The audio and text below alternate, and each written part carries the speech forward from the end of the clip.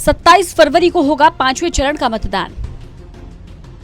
5वें चरण में भगवान श्री राम की नगरी अयोध्या से लेकर प्रयागराज और चित्रकूट जैसी धार्मिक नगरियों में पक्षपात और विपक्ष के बीच सियासी संग्राम होने वाला है।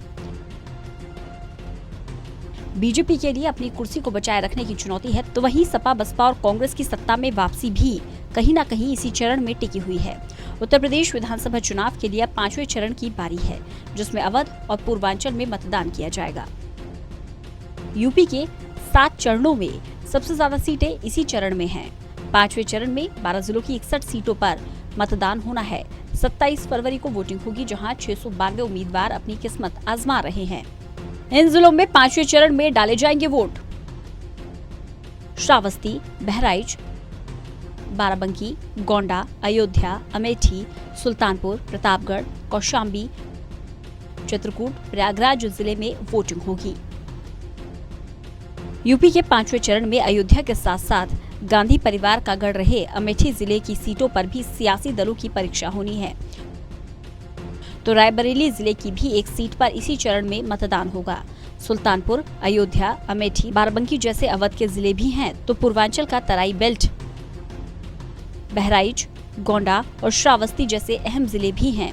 इसके अलावा प्रतापगढ़, प्रयागराज, कौशाम्बी जिले की सीटों के साथ साथ बुंदेलखंड के चित्रकूट जिले में भी 2 सीटों पर मतदान होना है। पिछली बार बीजेपी ने 90% सीटों पर किया था कब्जा। पिछले चरण की जिन 61 सीटों पर चुनाव हुआ था, उनमें से 90% सीटों पर बीजेपी और अपना दल का कब्जा था। 2017 के विधानसभा चुनाव में इन 60 में से 51 सीटें बीजेपी ने जीती थी, जबकि उसके सहयोगी दल अपना दल को 2 सीटें मिली थी। वहीं सपा के खाते में महज 5 सीटें गई थी। इसके अलावा कांग्रेस को 1 सीट पर जीत मिली थी। 2 सीटों पर निर्दलियों ने जीत दर्ज की थी। बीएसपी इस चरण में खाता भी नहीं खोल पाई थी। अयोध्या की 5 विधानसभा सीटों पर जीत दर्ज की थी। 5वें चरण की खास बात यह है कि श्री राम की जन्मस्थली अयोध्या से लेकर उनकी कर्मभूमि चित्रकूट और प्रयागराज में भी मतदान होना है। बीजेपी के लिए अच्छी बात यह है कि 2017 में उसने अयोध्या की सभी 5 सीटों पर कमल खिलाया था। भगवान राम ने वनवास के करीब 11 साल चित्रकूट में बिताए थे। यहाँ 2017 में बीजेपी ने 2 सीटों पर कब्जा किया था। अयोध्या में भव्य राम मंदिर का निर्माण जारी है। इसका फायदा भी बीजेपी को मिलने की संभावना जताई जा रही है। संगम नगरी में भी बीजेपी ने लहराया परचम। वहीं प्रयागराज जिले की 12 विधानसभा सीटों में से 9 सीटों पर भगवा परचम लहराया था, जबकि प्रयागराज में समाजवादी पार्टी को 1 और बीएसपी को 2 सीटें मिली थी। उधर अरसे तक कांग्रेस का गढ़ कहे जाने वाले अमेठी की 4 विधानसभा सीटों में से 2017 में बीजेपी ने 3 सीटों पर कब्जा किया था। 5वें चरण के दागी उम्मीदवार, अगर बात करें दागी प्रत्याशियों की, तो एडीआर रिपोर्ट के मुताबिक 5वें चरण में कुल 27% यानी कि 185 प्रत्याशी आपराधिक छवि वाले हैं। इनमें से 141 प्रत्याशी ऐसे हैं जिन पर गंभीर आरोप है। समाजवादी पार्टी के 59 में से 29, अपना दल के 7 में से 2, बीजेपी के 52 में से 22, बीएसपी के 61 में से 17, कांग्रेस के 61 में से 17 और आम आदमी पार्टी के 52 में से 7 उम्मीदवारों ने अपने हलफनामे में अपने खिलाफ गंभीर आपराधिक मामले घोषित किए। 12 उम्मीदवारों ने महिलाओं के खिलाफ अपराध से जुड़े मामले घोषित किए। श्रावस्ती की जनता ने बीएसपी के प्रत्याशी को चुना सांसद।